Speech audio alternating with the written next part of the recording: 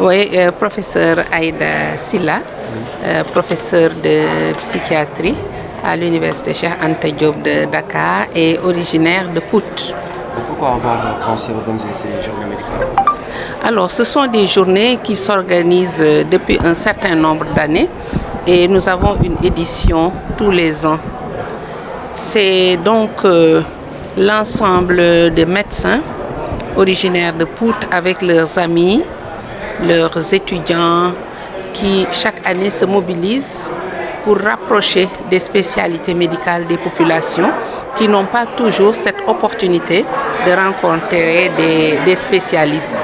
Donc nous venons de Dakar, de Ziguinchor, de Thiès, de toutes les zones du pays pour revenir dans notre patelin et aider les populations à avoir ces soins spécialisés. C'est un besoin pressant pour les populations de Pout? Oui, parce que vous savez, aujourd'hui, et c'est assez difficile pour des personnes qui n'ont pas beaucoup de ressources d'accéder à un certain type de soins dans les grandes capitales, parce qu'il faut se déplacer dans les grandes capitales avec tout ce que cela représente comme contrainte. Il faut aussi participer à ces soins et ce n'est pas toujours donné à tout le monde. Ce qui fait que donc nous profitons de ces journées pour faire un dépistage, mais aussi faire de bonnes orientations. Cela peut permettre de gagner du temps, mais aussi d'économiser quelques ressources qui pourront servir, si jamais il y a une maladie beaucoup plus sérieuse, à participer donc à ces soins-là. Revenez un peu sur les différentes spécialités qui sont représentées.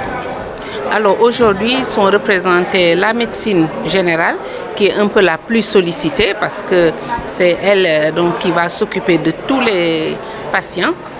Nous avons de l'urologie, aussi bien pour hommes que pour femmes, la cardiologie, nous avons bien sûr la psychiatrie parce que je suis moi-même psychiatre, nous avons la pédiatrie, nous avons la gynécologie qui sont aujourd'hui représentées. Et les pathologies les plus en vue? Alors les pathologies les plus en vue, ce sont les pathologies courantes, notamment les douleurs chroniques chez les personnes âgées, la pathologie digestive avec les problèmes digestifs, de digestion ou bien douleurs d'origine digestive, et l'hypertension, de même que la pathologie cardiaque que nous allons voir. Je pense qu'aujourd'hui, toutes les maladies sont coûteuses, mais il y en a qui sont beaucoup plus coûteuses. Nous faisons aussi des dépistages du diabète, de la tuberculose et du VIH-Sida. On ne vous a pas signalé des cas? Des cas de maladies graves? Évidemment qu'il y en aura, mais c'est l'occasion de les réorienter. Donc, nous ne sommes pas au bout de la journée, nous commençons juste les consultations, donc nous n'avons pas encore sous les yeux les statistiques. Peut-être les maladies pulmonaires, parce qu'on sait qu'il y a beaucoup d'usines aux alentours de Pout. Tout à fait. Donc, je vous ai parlé du dépistage de la tuberculose, mais aussi d'autres pathologies éventuellement pulmonaires qui seront prises en charge.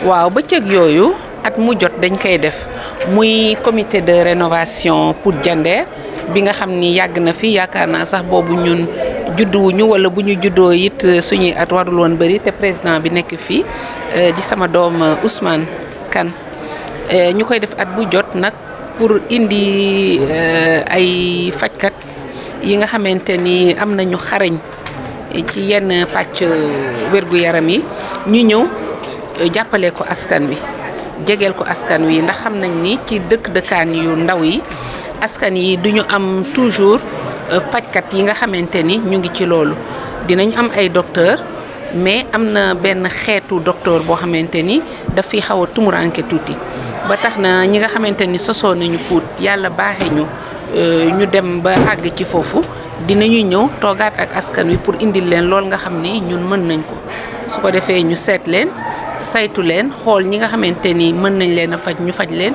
ñi nga xamante ni soxla nañ tamit ñu yebal leen feneen ci bérébu fajukaay yu mag yi ñu def ko gunge leen ci ba nga xamante ni yàlla dina leen defal peex. Yéen jàngoro lañ fi gën a nemmeeku ci gox bi. waaw muy jàngoro yi nga xam ne mettitu yaram yi nga xam ne mag yi ñu ngi koy indi muy yi nga xamante ni mooy feebar yi indi sëqët muy ñi nga xamante ni dinañu am daal feebar ci seen biir maanaam seen biir di metti wala seen tuurukaayu ndox ak wala bu dee jigéen ñi ci ay affaire njur ak yu demee noonu. waaw ak mbiru xol waaw. ak tension ak yooyu. ñu nemmeeku ne daanaka pour lu mel ni usine bi ñu ngi fi ak yenn carrières yi est-ce que par exemple poussière boobu gënul tax na genre feebar yi gën fi bari. waaw poussière moom fi mu toll fépp la am ci Sénégal yëpp foo ci mën a toll feebaru sëxët yooyu dina fa xaw a am solo ndax bu ngeen ko xoolee at yi yëpp ñu weesu poussière bi nga xam mi ngi jógee ci désert bi day takk fu ne day jéggat sax Afrique bay dem léegi ci ay yeneen dëkk muy ñi ñuy wax aérosol yi te loolu dina indi ci xale yi waaye tamit ci mag yi ay feebaru sëqët. carrière yi aussi ñu wër Pout aussi poussière boobu est-ce que dina bokk ci boobu. bon fi ma toll nag amaguma ay jëf yoo xam dina ma won ci lu leer ne ah carrière bi nekk Pout kat tax na feebar yi yokku xëy na loolu ñi nga xamante ni ñoo fi sax di médecin yi fi nekk ñoom ñoo mën a saytu loolu ndax yàgg nañ fi.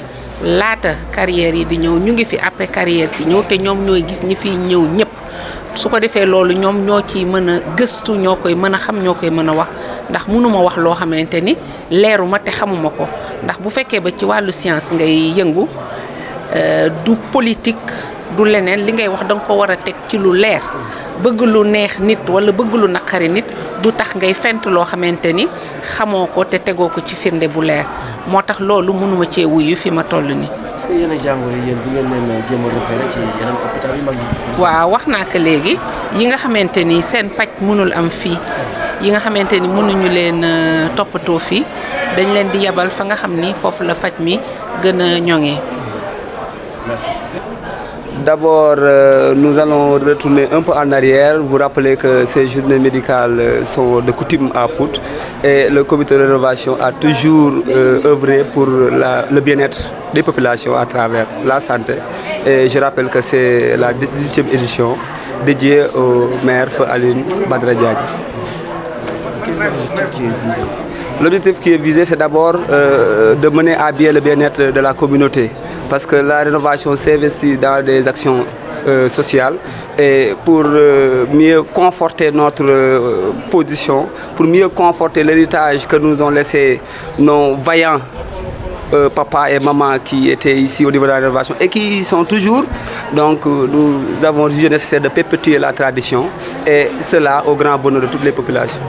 Pour comprendre que c'est une contribution citoyenne du comité de rénovation qui va sensibiliser les populations sur les maladies et qui va leur permettre d'avoir accès aux soins médicaux.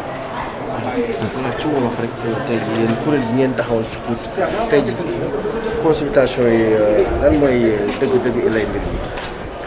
ginnaaw bi nuyoo askanu Pout donc consultation yi dafa yor ñaari mbubb bu njëkk bi mooy aada la ci comité de rénovation at bu jot ñu woo ay médecins ñu consulter waa dëkk bi pour xool seen wér-gu-yaram ñu mën leen a dimbali tamit consultation yi nga xam ni mënuñu koo am ci dëkk bi wala tey spécialité yi nga xam ne dañuy wax spécialité yi pointu yi mënuñu koo am fii wala bu ñu koy am coono gu bari nañ daj ñu indil leen ko ba fii ay professeur d'université tey professeur Aïda Sylla di doomu Pout moo coordonné journée bi donc mu nekk loo xam ni loolu benn casquette la benn mbubb la mooy tradition la beneen bi tamit bi ñuy tax a jóg mooy rénovation bu mës a yëngu ci jàppale askan wi nag dafa bëri ay fànn am na jàppale askan wi ci wàllu wér-gu-yaram comme bi ñu nekk tey ñu ngi jàppale askan wi ci wàllu jàng ñu ngi jàppale askan wi ci wàllu xam-xam journée médicale bi daal ñaari mbubb yooyu moo tax ñu indi ko te lépp pour jàppale askanu Pout bi la ci wàllu wér-gu-yaram.